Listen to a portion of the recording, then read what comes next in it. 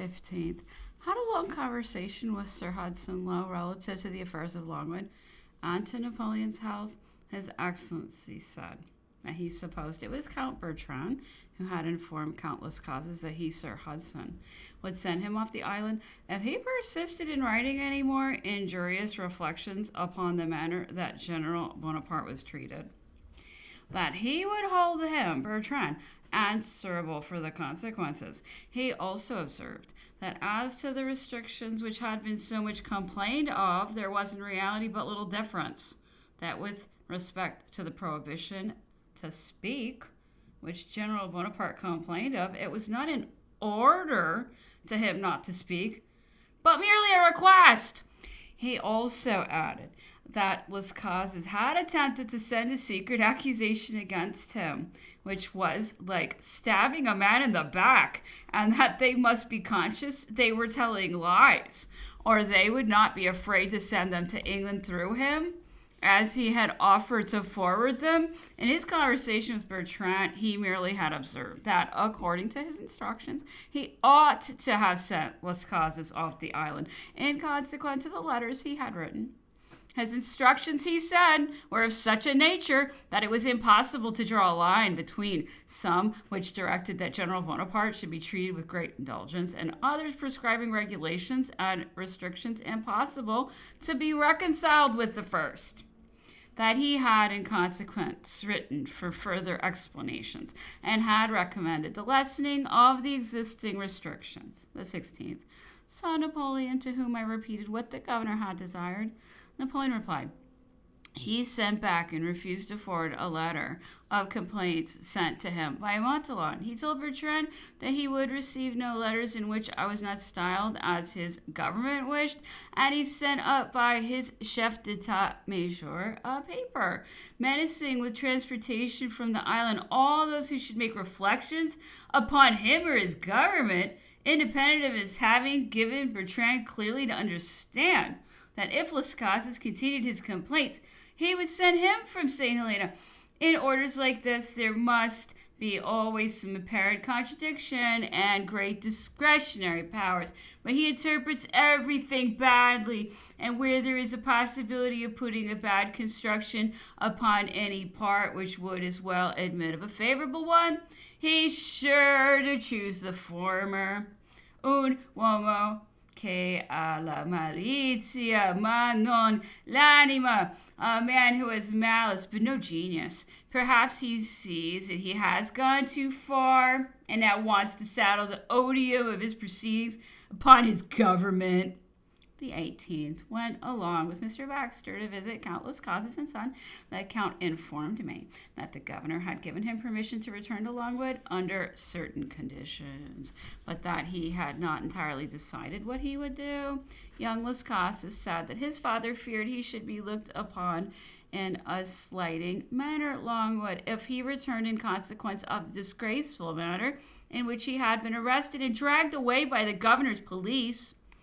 Informed Napoleon on my return that the governor had offered to allow Les Causes to return to Longwood.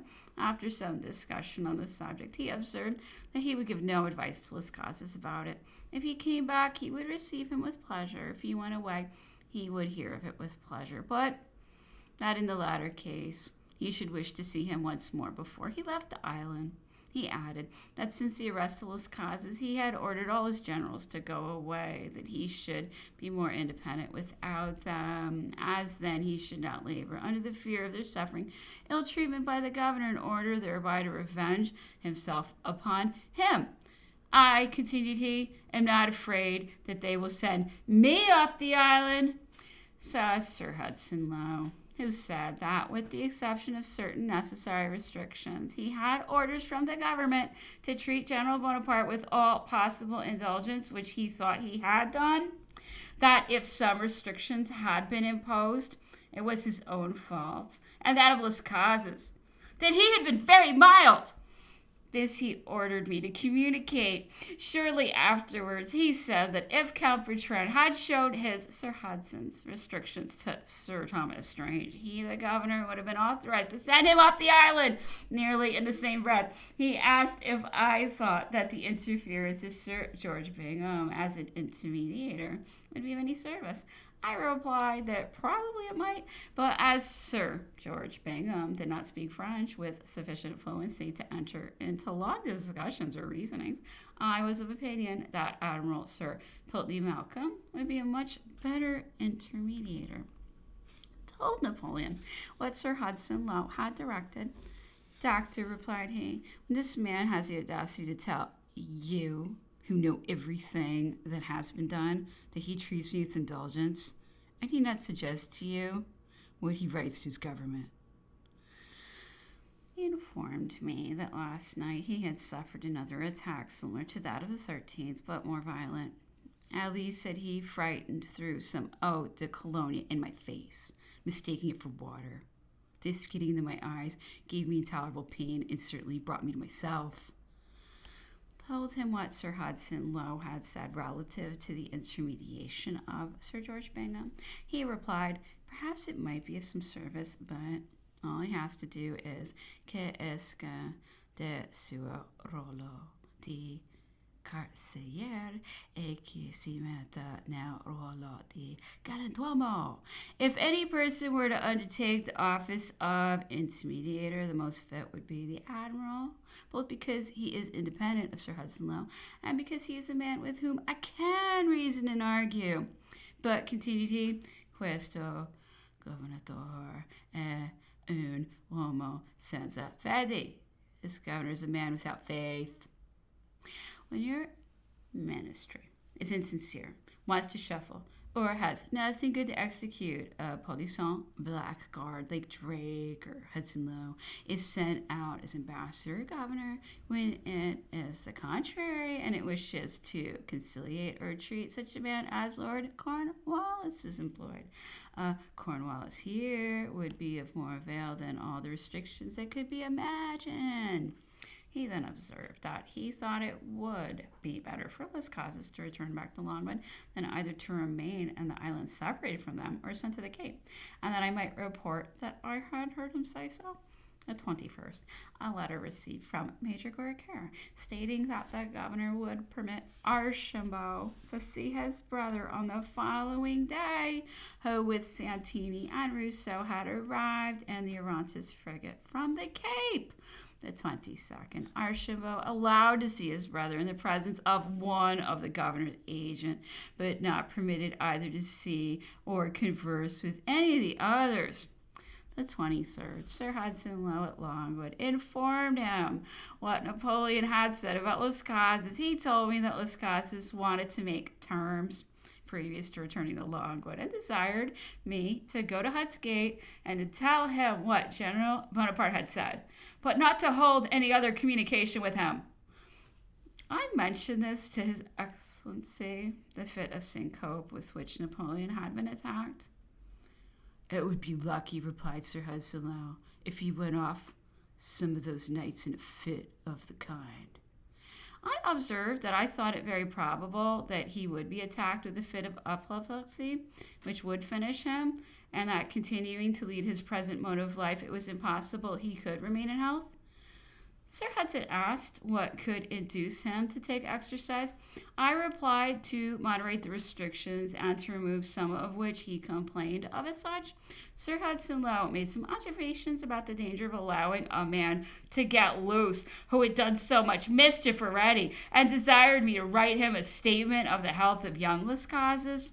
I replied that I was going to see him in company with Mr. Baxter.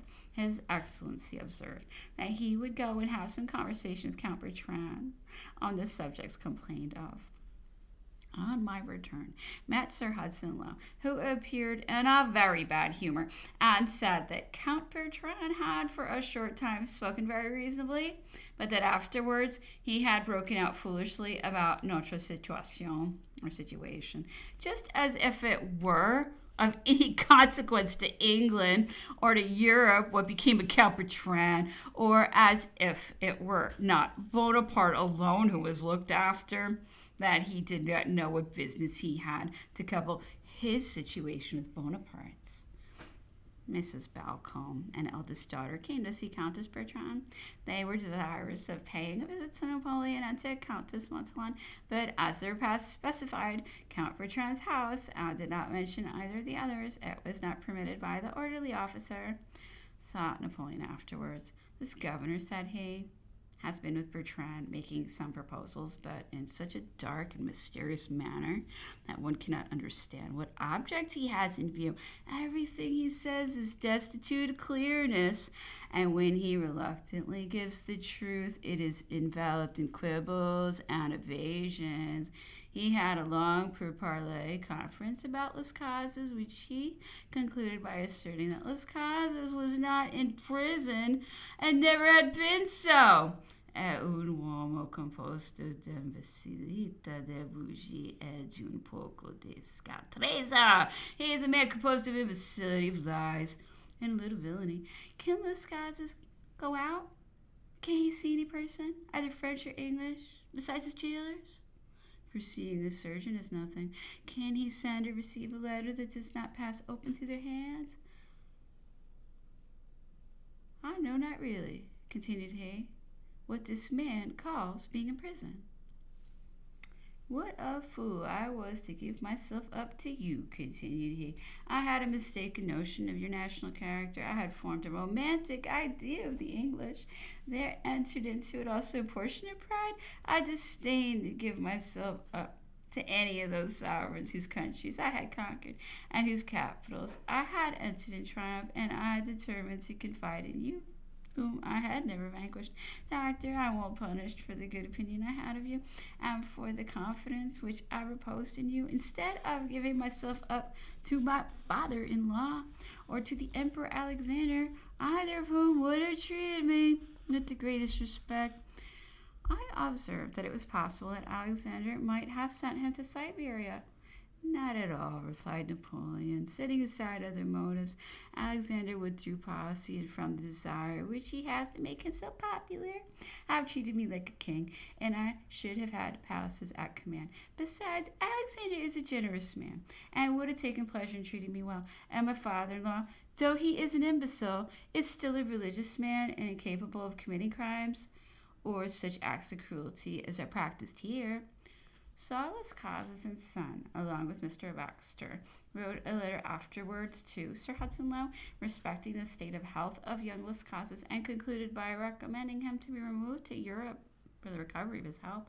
Mr. Baxter also wrote one of a similar tendency, and one about the Count himself, in which he said that in consequence of his being afflicted with dyspepsia, it was probable that a change to a colder climate would be beneficial, and that of Europe would be preferable.